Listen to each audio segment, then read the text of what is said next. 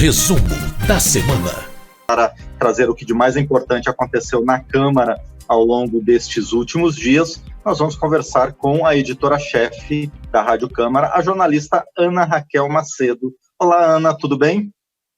Tudo bom, Márcio? Bom dia para quem acompanha a gente aqui ao vivo nesse resumo da semana, né? Como você falou, pelas rádios parceiras, pela própria Rádio Câmara, também pelo YouTube, e para quem escuta a gente depois em podcast. Muito bem. A gente não teve tantas votações como aconteceu nas últimas semanas, que foram momentos de muita produção na Câmara dos Deputados, mas ainda assim a gente teve votações bastante importantes e também manifestações bastante relevantes do presidente da Câmara, Rodrigo Maia. Por onde a gente começa, Ana? Pois é, Márcio, vamos começar pelas votações. Você observou aí bem, né, que essa semana, diferentemente das duas últimas, em que foram vários projetos aprovados pelo plenário da Câmara, nessa semana houve a aprovação de 3 propostas, né, e até foi interessante você colocar aí do presidente Rodrigo Maia, porque ele deu algumas coletivas essa semana à imprensa, Márcio, e um dos pontos colocados em uma dessas coletivas foi exatamente um questionamento sobre a produtividade da Câmara está baixando, e a análise do presidente Rodrigo Maia foi que não, é porque o plenário tem um trabalho intenso, não somente nas votações propriamente ditas, né, Márcio? Tem um trabalho também de construção de textos, de negociação de textos. A gente tem aí, em construção de acordos para votação, algumas medidas provisórias, inclusive algumas delas foram temas de entrevistas nessa semana aqui pelo painel eletrônico, como, por exemplo, a medida provisória 927, que trata ali de contratos de trabalho ainda, a medida provisória que trata do Sistema S. Então, quer dizer, há ali uma tentativa de acordos sendo construídos, e também a gente observa, né, Márcio, que muitas dessas medidas relacionadas ao próprio combate ao coronavírus, elas têm sido intensamente votadas nas últimas semanas, e agora há aqueles ajustes pontuais, algumas questões ali que precisam ser melhor esclarecidas, e há também ali a questão do espaço fiscal do governo federal para o pagamento de uma série dessas medidas. A gente vê que há auxílio emergencial, há programas voltados a pequenas e médias empresas, há uma necessidade de programas também, alguns parlamentares já discutem, para as grandes empresas. Há discussão política cobrando ali do governo que, embora esses recursos tenham sido aprovados pelos parlamentares, autorizada a sua liberação, o governo ainda tem uma certa dificuldade na execução desses recursos voltados ao combate ao coronavírus, e então colocando ali que parte desses recursos, embora liberados, não têm sido de fato executados e colocados em prática pelo governo federal. Então há essa cobrança também por parte dos parlamentares, mas esses são temas que a gente pode aprofundar daqui a pouquinho mais, mas eu acho que vale a pena, então, como eu disse, a gente começar pelas votações. Ótimo. E o plenário aprovou, então, esses 3 projetos. Um deles, como eu disse, né, há essa tentativa dos parlamentares irem também fazendo ajustes nessas ações de combate ao coronavírus. E uma das propostas aprovadas, ela mexe exatamente na lei que permite o pagamento desse auxílio emergencial a trabalhadores informais que tenham ali renda familiar de até 3 salários mínimos, ou renda per capita de meio salário mínimo na sua família. Por quê? Por conta de uma série de denúncias, Márcio, olha só, de violência patrimonial contra mães que são chefes das suas famílias, e que, quando foram lá fazer o cadastro do auxílio emergencial, descobriram que o CPF dos seus filhos já tinham sido objeto de um outro cadastro, provavelmente, então, outro cadastro por parte de ex-companheiros ou de pais dessas crianças, que não são exatamente quem estão, que não são ali os genitores que, de fato, cuidam dessas crianças. Então, por conta dessas denúncias, que foram feitas algumas reportagens nesse sentido, a gente tem acompanhado, sobre violência patrimonial contra essas mães. Então, foi aprovada essa proposta que diz que esse auxílio emergencial, se houver ali o cadastro, 2 cadastros, por exemplo, com CPFs de menores, para o recebimento desse auxílio emergencial, que vai ser dada a preferência à mãe, né, mesmo que o cadastro do pai por esse CPF tenha sido feito antes. Há a possibilidade, é claro, de que o pai que efetivamente cuide desses filhos de forma uniparental, né, que ele tenha ali a guarda dessas crianças, ou que de fato seja quem cuide dessas crianças ali numa estrutura familiar uniparental, que ele possa, por meio do aplicativo do auxílio emergencial, fazer essa reclamação e dizer ali que ele, de fato, é quem cuida. Mas há, então, essa possibilidade de agora, esse projeto foi aprovado pela Câmara, ainda tem que ser analisado pelos senadores e a sanção, mas há essa possibilidade, então essa é a proposta para que a mãe que tem essas crianças, né, que tem esse CPF ali vinculado dessas crianças, que ela seja a pessoa a receber esse auxílio emergencial. Há a possibilidade, inclusive, por esse texto aprovado, de um pagamento retroativo para essas mães que sofreram esse tipo de violência. E também, Márcio, a especificação de que o Ligue 180, que já recebe denúncias de violência doméstica, violência principalmente contra a mulher, que ele possa ter uma opção específica para esse auxílio emergencial, para esclarecer sobre a violência patrimonial no pagamento desse auxílio emergencial, ou mesmo fazer uma denúncia de que a mãe recebeu, né, de que a mãe foi vítima desse tipo de ação. E aí vale a pena também a gente colocar, né, a relatora dessa proposta, Márcia, a deputada professora Dorinha Seabra Rezende, do Democratas de Tocantins, disse que, segundo dados do IBGE, somente 3,6% das famílias brasileiras são chefiadas por homens de forma ali uniparental. Então, realmente seria uma minoria de famílias nessas condições, e por isso, então, a maioria dos parlamentares, a maioria dos deputados concordaram em fazer esse ajuste na lei do auxílio emergencial. Essa proposta que é encabeçada ali pela deputada Fernanda Melchiona, do pessoal do Rio Grande do Sul, mas outros parlamentares também assinam um texto, e havia, inclusive, PLs, né, projetos de lei, como a gente diz aí no jargão legislativo, apensados, um deles do deputado José Guimarães, do PT do Ceará, e também tratando do mesmo assunto. Perfeito. E também teve mais um projeto que está relacionado ao combate ao coronavírus e uma outra proposta que está um pouco fora desse escopo, não é, Ana? Exato, Márcio. Vamos lá, dessa questão aí do coronavírus, foi aprovada uma proposta da deputada Margarete Coelho, do PP do Piauí, Márcio, que trata da obrigatoriedade de você ter em CTIs, ou seja, em centros de tratamento intensivo, as UTIs, que você tenha fisioterapeutas, esse profissional que realmente é super importante para a recuperação desses pacientes que estão internados em tratamento intensivo, para a recuperação, inclusive, muscular. A gente sabe que longas internações, e é o caso dos pacientes, por exemplo, que precisam ficar internados durante muito tempo por conta de infecção, por conta da Covid-19, eles acabam perdendo, por exemplo, massa muscular e precisam realmente ter um trabalho ali no corpo para evitar feridas escaras, como a gente diz, por permanecerem muito tempo na mesma posição nos leitos hospitalares. Então, é um trabalho super importante. Então, essa proposta ela foi aprovada pelos deputados, também ela precisa da avaliação dos senadores, né, para ir à sanção. E o outro projeto, como você colocou, outra proposta, Márcio, é de uma medida provisória, que foi editada antes desse momento da pandemia, a medida provisória 923, que trata da possibilidade de emissoras de TV realizarem concursos, sorteios. Esse era o texto original. A gente lembra aqui que na década de 90, em 1998, a Justiça proibiu esse tipo de ação pelas emissoras, por conta até de pessoas que tinham suas contas, por exemplo, de telefone aumentadas muito por ficarem ligando e participando desses sorteios, desses telejogos pela televisão. Tinha, às vezes, até, e isso foi colocado em plenário, foi um projeto bastante polêmico. Ele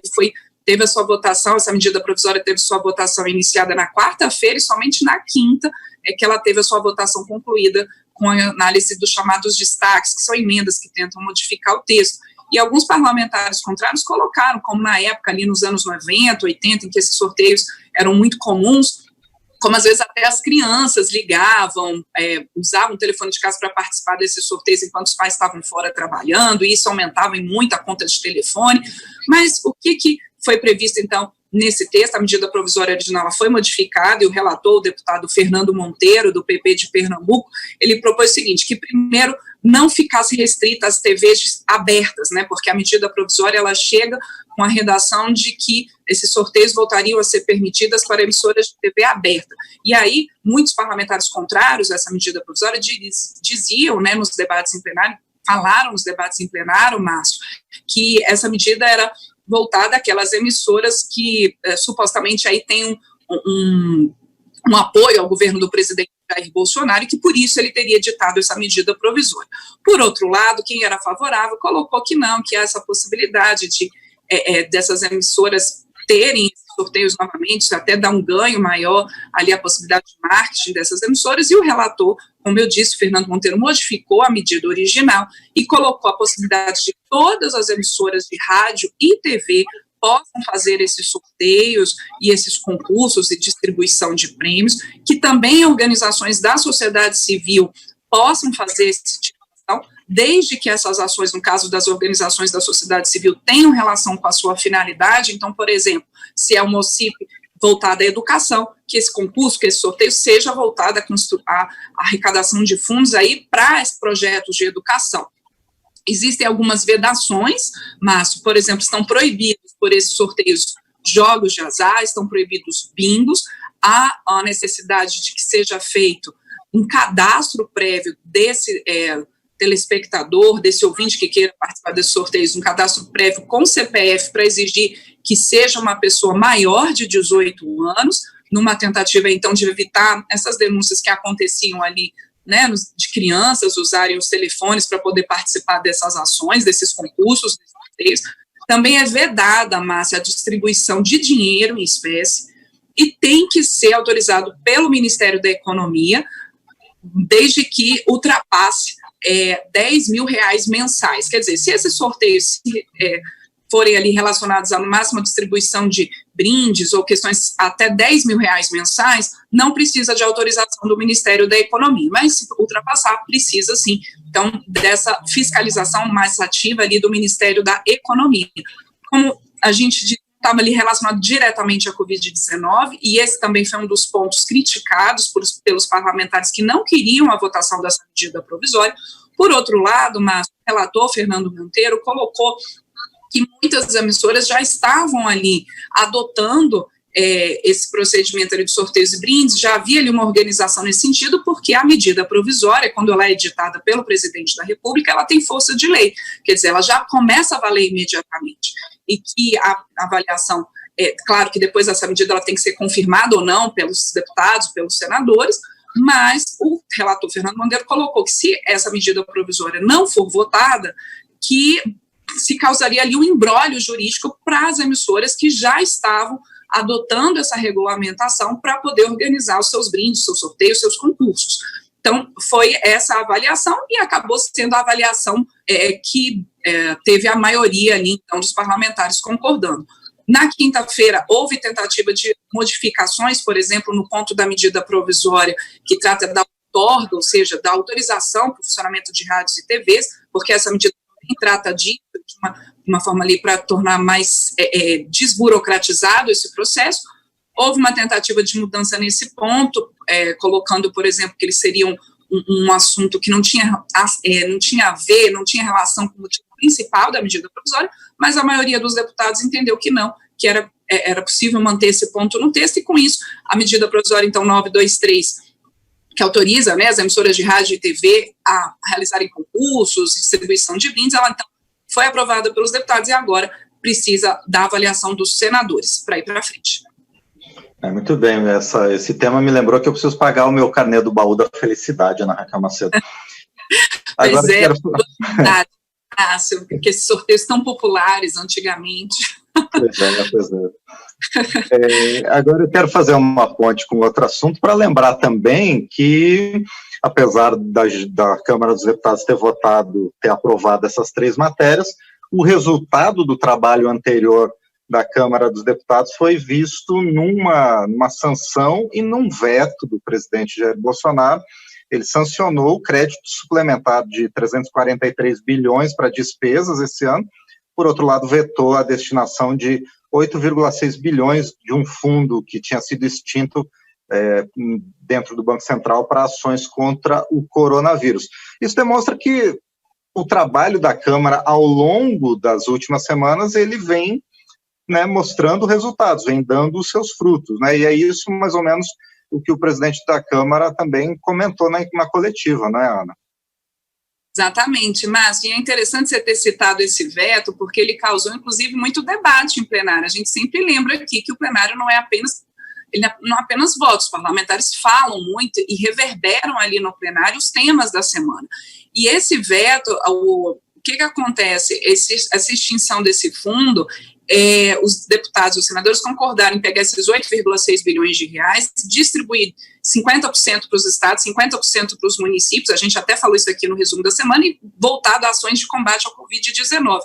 O governo vetou esse ponto, e o relator desse projeto na Câmara, o deputado Luiz Miranda, aqui do Distrito Federal, do Democratas do Distrito Federal, chegou a falar em plenário, cobrando, porque, segundo ele, esse texto que foi aprovado pelo Congresso, ele foi negociado diretamente com a equipe econômica do governo, tinha um aval, inclusive, dos líderes do governo na Câmara, no Senado, e ele estranhou, então, esse veto do presidente da República. O próprio presidente da Câmara, Rodrigo Maia, colocou isso em uma das suas coletivas nessa semana. A gente, num primeiro momento, a gente não tem observado, Márcio, a convocação de sessões do Congresso para apreciação de vetos. Até houve sessões do Congresso nesse período de isolamento social, nesse período de plenário virtual, mas principalmente para questões relacionadas ao orçamento. Não há ainda um direcionamento, uma previsão de sessões do Congresso para avaliação de vetos, possíveis derrubadas desses vetos. Mas isso foi cobrado nessa semana por alguns parlamentares que criticaram, então, esse veto do presidente Jair Bolsonaro à destinação desses recursos para o combate à Covid-19. O próprio presidente da Câmara colocou também ali alguns assuntos nessa semana, né, Márcio, que possivelmente também vai exigir uma negociação muito forte com a equipe econômica do governo, como, por exemplo, a ampliação, quer dizer, a prorrogação do auxílio emergencial de R$600. Esse auxílio ele foi sancionado em abril, começou a ser pago em maio, são 3 parcelas, maio, junho, julho, mas muitos parlamentares já veem ali a possibilidade de que até julho a situação econômica do país decorrente dessa crise pelo coronavírus ainda não vai estar resolvida, que ainda haverá ali também uma situação difícil do combate à pandemia, ainda muitos casos, muitas mortes, infelizmente, e que haveria, sim, a necessidade de prorrogação desse auxílio emergencial. A equipe econômica do governo tem sinalizado uma possibilidade dessa prorrogação, mas em valores inferiores aos R$600 que foram aprovados, ali talvez R$200, R$300, mas o presidente da Câmara, Rodrigo Maia, tem colocado que o sentimento da maioria dos parlamentares é de haver, sim, uma prorrogação, mas dentro dos R$600 que já estão vigentes. Então, há uma intensa negociação, e o presidente Rodrigo Maia até colocou essa semana, Márcio, que seria interessante que o governo se posicionasse oficialmente, encaminhasse um projeto para avaliação dos deputados e dos senadores, colocando ali qual que é a sua posição e apresentando também os números de qual que seria o impacto orçamentário, o impacto fiscal ali, nas contas públicas em relação à extensão desse pagamento por mais alguns meses, por mais 2, por mais 3 meses, né? A média de que esse pagamento por mês gere ali um gasto pelo governo federal de cerca de R$50 bilhões, então não é pouco dinheiro, a gente sabe. O próprio governo, o secretário do Tesouro, o próprio ministro da Economia, Paulo Guedes, tem colocado que a prioridade esse ano realmente é de um foco no salvamento de vidas e também tentar conter essa crise, né, e não necessariamente um ajuste das contas públicas. Eles admitem ali um déficit enorme nas contas públicas nesse ano, mas o próprio ministro Paulo Guedes tem colocado a dificuldade de manter esse auxílio em R$600 por mais 3 meses, como parece ser o sentimento da maioria dos parlamentares. A gente vai ver, então, né, Márcio, nas próximas semanas, nos próximos dias, como é que isso vai se dar. Há ali uma cobrança específica do presidente Rodrigo Maia, presidente da Câmara, para que o governo se posicione oficialmente e apresente uma proposta. Há também ali uma negociação, e alguns parlamentares têm colocado, alguns líderes, de renegociação de dívidas de empresas com o fisco, uma espécie de refis. O presidente da Câmara acha que esse assunto poderia vir no meio ali de uma discussão sobre a reforma tributária. Ele acha que é possível se tratar desse tema da reforma tributária nos próximos meses e que seria muito ruim um refis simplesmente, que isso pudesse vir dentro de um estudo maior de uma reestruturação da estrutura tributária brasileira. Há uma expectativa também de que nos próximos mês, nas próximas semanas, volte a funcionar o Conselho de Ética da Câmara, Márcio. Então, há também uma discussão nesse sentido dos parlamentares, de que órgãos da casa poderiam voltar a funcionar, mesmo que de forma virtual, de maneira remota. A gente lembra que, nesse período de pandemia, a gente tem um funcionamento virtual do plenário da Câmara e também da comissão externa, que foi criada para acompanhar as ações de combate ao coronavírus. Agora, outras estruturas da casa, por exemplo, as comissões permanentes, elas nem chegaram a ser instaladas esse ano, porque houve, então, essa necessidade do isolamento social. Mas há algumas outras comissões especiais já instaladas, que talvez ali está sendo feita uma análise dos parlamentares, dos líderes, com o próprio presidente da Câmara, Rodrigo Maia, a possibilidade ou não desses órgãos retornarem, desde que o seu funcionamento não coincida com o funcionamento do plenário. Plenário que ficou acertado, que, em princípio, ele continua nesse período de sessões virtuais, que as sessões aconteçam de terça a quinta-feira, e que sempre às sextas-feiras os líderes partidários façam uma reunião com o presidente Rodrigo Maia, indicando as prioridades para a semana seguinte. Perfeito, Ana Raquel Macedo, que trouxe para a gente um resumo da semana sobre o que de mais importante aconteceu na Câmara, tanto em relação às votações, quanto em relação às discussões, aos debates feitos pelos parlamentares. Ana Raquel, obrigado, e nós nos encontramos na próxima semana também com o resumo do que vai acontecer nos próximos dias. Por enquanto, obrigado, e para quem está nos ouvindo ao vivo, um bom final de semana, Ana Raquel.